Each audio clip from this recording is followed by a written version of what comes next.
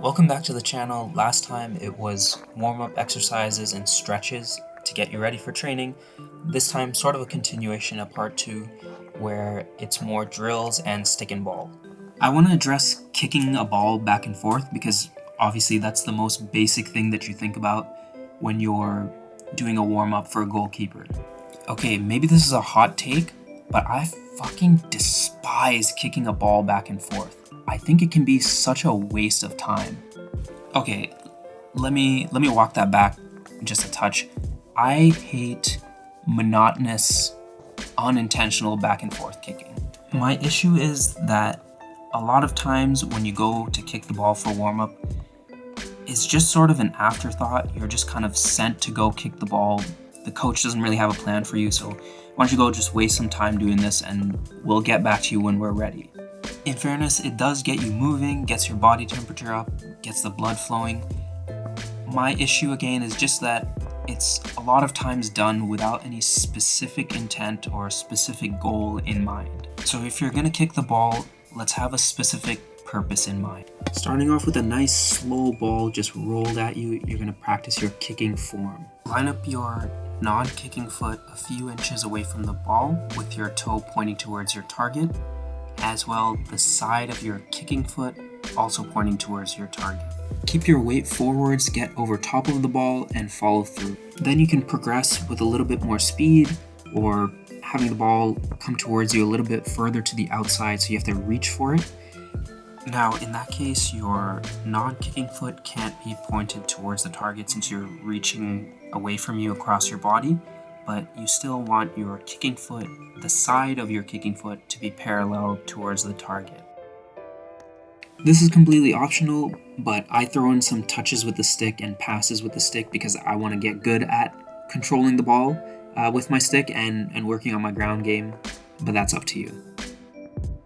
And then finally, as a last progression, I forgot to bring cones out with me, so I'm using my teammates' shoes, but I shuffle to the shoe and back to the center. I have to control and stop my momentum, keep my weight forward, get my body position correct, and then I can kick the ball. Like I said, I didn't have the cones with me, but you can make it more challenging by making a square so there's more points that you have to shuffle back and forth between. And if I make an analogy to boxing, it's sort of like using a speed bag. I don't really know about boxing, but they don't just wildly swing at the bag, right? You have to start off slow, get your rhythm, get your footwork correct, get your form correct, and then you can increase the pace. So in the same way, work on your form before just focusing on how hard or fast you can kick the ball.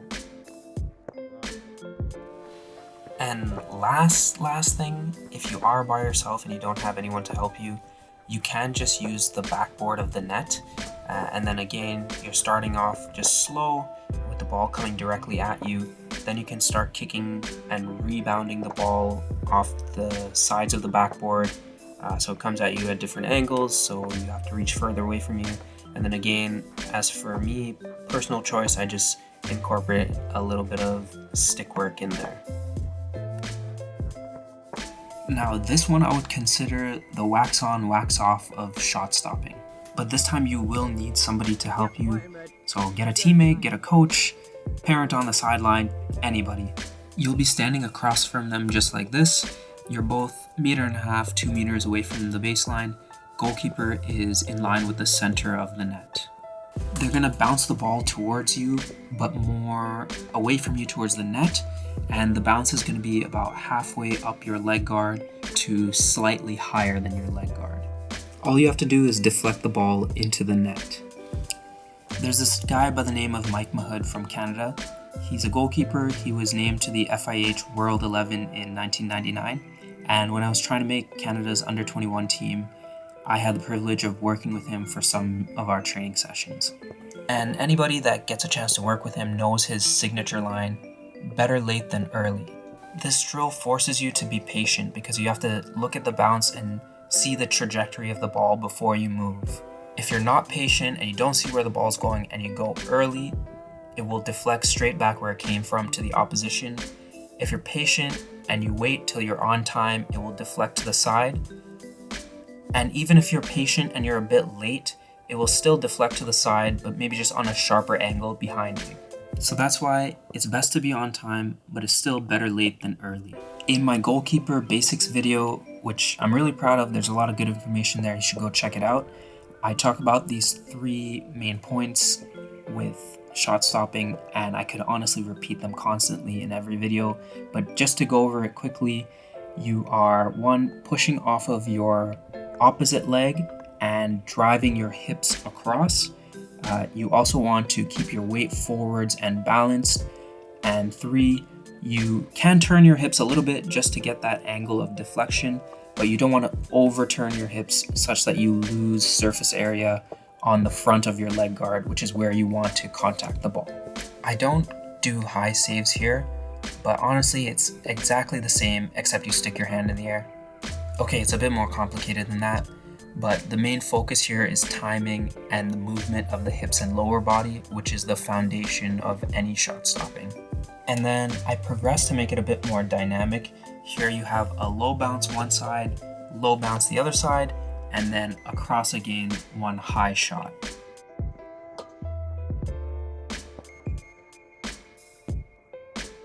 All the points that I just spoke about remain the same, just here now you have to control your momentum and get yourself set for the next shot and do a few in a row.